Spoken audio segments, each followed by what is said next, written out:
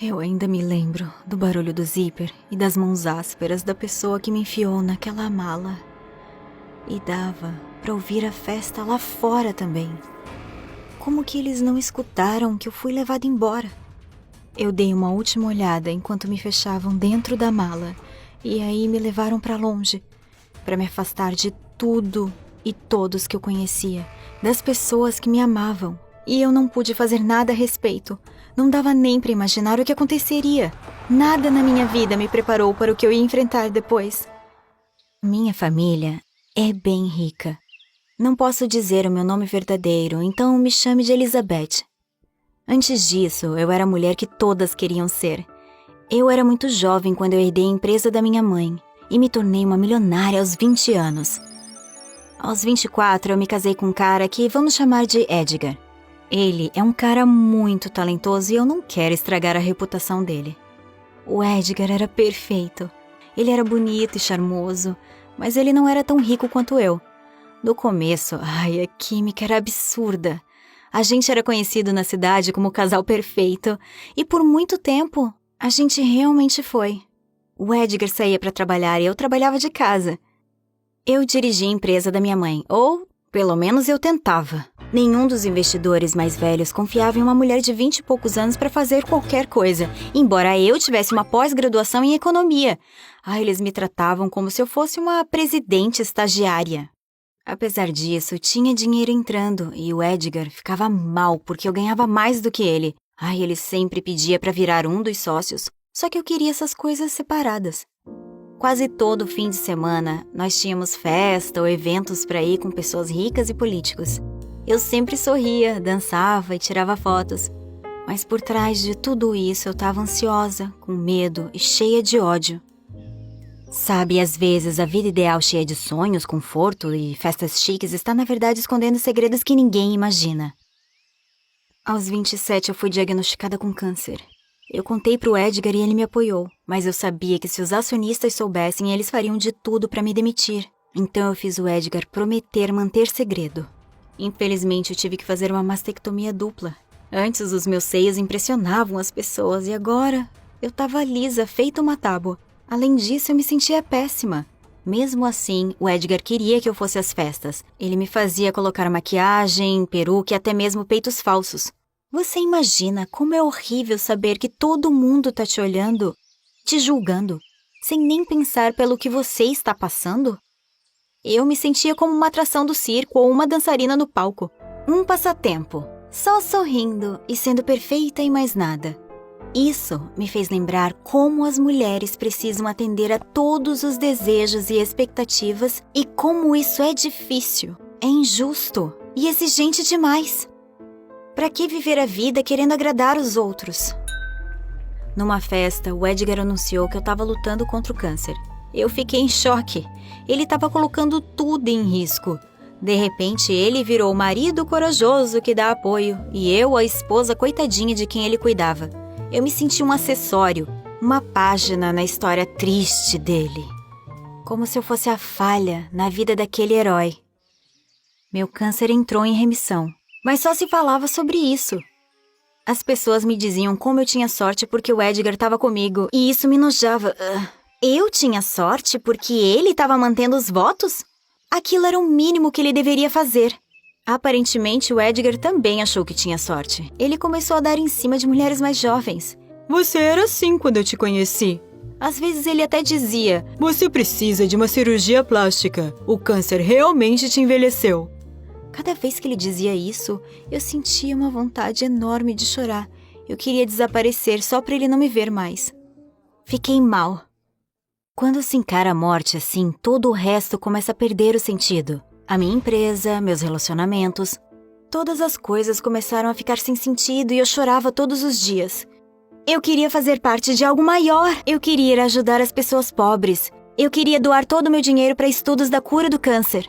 Mas o Edgar disse que aquilo era ridículo, que eu não iria a lugar nenhum. Eu não queria mais ser aquela mulher que frequentava festas. Eu me sentia sufocada. E minha vida precisava de mudança. Mas o grande problema é que eu não podia nem sair de casa sem que um alarme disparasse. A gente tinha um sistema de segurança de ponta para nos manter seguros e todos os nossos carros eram rastreados para que os seguranças soubessem onde a gente estava o tempo todo. Eu não tinha controle nenhum sobre a minha vida, por mais confortável que ela fosse. Foi nessa época que eu comecei a procurar empresas um pouco diferentes. Tinha umas empresas japonesas que te ajudavam a desaparecer, mas eu li que podia ser esquema de tráfico de pessoas. A ideia de acordar numa banheira cheia de gelo sem o meu fígado me deixou assustada, mas eu estava desesperada. Eu tinha que sair de lá de algum jeito. Mas mesmo assim, como eles conseguiriam me tirar de lá? E quando eu saísse, como eu ia sobreviver? Tava tudo no meu nome. Meu passaporte ia me denunciar. Foi quando eu percebi que eu precisava de outra identidade. Comprei documentos falsos, um passaporte e uma carteira de motorista, e até arranjei cartões de banco. Aos poucos eu fui enviando dinheiro para uma conta no exterior. Um dia, perto do Natal, eu tentei fugir. Eu estava num shopping movimentado e decidi ir até o banheiro e pular pela janela.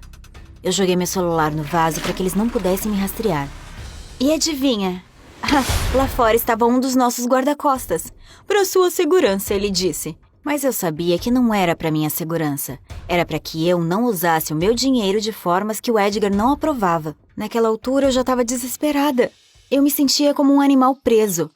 Estava tão desesperada que acabei contratando alguém que pudesse me fazer desaparecer. Aí eu preenchi todas as minhas informações. Minha agenda, o sistema de segurança. Bem, basicamente eu contei para eles tudo o que você não gostaria que um criminoso soubesse. Então me mandaram uma mensagem dizendo que viriam em breve. E foi isso. Eu não sabia dos detalhes. E eu não sabia quando ia acontecer. E aí, em uma das nossas festas, eu desci pra adega. E um cara saiu de trás da porta, agarrou meus braços e prendeu atrás das minhas costas. Não grite ou se mova. O meu coração estava disparado. Foi quando eu percebi que aquela ideia tinha sido ruim. Muito, muito ruim. Eles me enfiaram dentro da mala. E estava apertado, tão apertado que não dava para respirar. Aí me levaram. Imagine o maior medo que você já sentiu na vida. Tanto medo que seu corpo começa a tremer e você nem consegue chorar. Parecia que eu estava num filme de terror. Deu para ouvir a festa enquanto a gente saía pela porta dos fundos da casa. Deu até para sentir o ar mais frio do lado de fora. Por um momento eu fiquei aliviada. Eu estava livre. Eu estava fora daquela casa e ninguém sabia. E aí eu entrei em pânico. Ninguém sabia onde eu estava. Eu ouvi um carro ligando. E aí eu fui jogada para dentro do porta-malas e o carro saiu na mesma hora. Eu não tinha dúvidas. Eu estava sendo sequestrada. Eu tinha cometido um grande erro. Eu fiquei com vontade de vomitar e rasgar aquela mala com os meus dedos. Foi quando a mala abriu e o homem tirou o capuz. Era um homem mais velho e ele estava sorrindo. Que bom que tiramos você de lá, Elizabeth. Ele pegou um passaporte e me entregou. Ou devemos te chamar de Mabel. Eu abri o passaporte sem acreditar. Ele tinha feito um novo passaporte para mim e era bem melhor do que o outro que eu tinha comprado. Eles compraram uma passagem para mim para o Vietnã e conseguiram uma casa no campo onde eu poderia esperar até seguir adiante. Quando o avião decolou, eu fiquei aliviada. Será que o Edgar ia atrás de mim? Assisti às notícias e nem me surpreendi quando eu vi o Edgar chorando lágrimas de crocodilo. Ele disse ao público que temia que eu tivesse sido sequestrada e que ele estava muito mal, mas que ele iria assumir o meu lugar na empresa na minha ausência.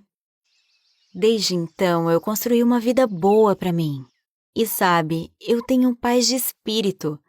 Eu faço voluntariado em orfanatos e escrevo livros. Pela primeira vez na minha vida, eu me sinto livre.